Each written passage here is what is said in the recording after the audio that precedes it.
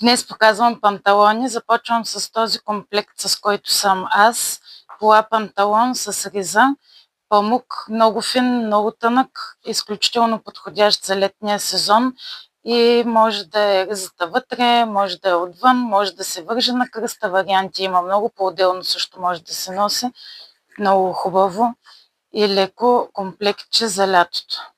Един комплект панталон с дълъг елек, памук с вискоза.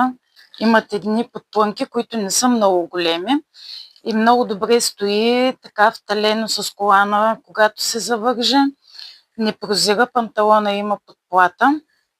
Имаме в 5 цвята. Сега ще ви ги покажа. На размери е SM, LXL. Горната част е по-скоро оверсайз, така по-свободно стои елека. В бяло, светло-синьо, което е много красиво, но от него ми остана само LXL като размер. Това е млечен цвят, така леко екарил и в черно има. Един по-нестандартен комплект.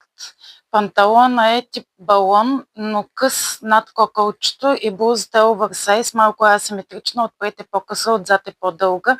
Много интересно стои. Такива дами, които обичат по-нестандартни модели, много е интересен. Комплект от лен. Панталона е прав. Не е висока талията, нормална е. Нито е ниска, нито е висока и такова бюстие с чашки, което си е с подплънка, може и без сутиен да се носи. Много красив цвят диня. Още един памучен комплект в зелено. Панталона тук вече е с малко по-висока талия, също е прав и къс е лек. В такова много красиво зелено на камерата не се вижда точно цвета.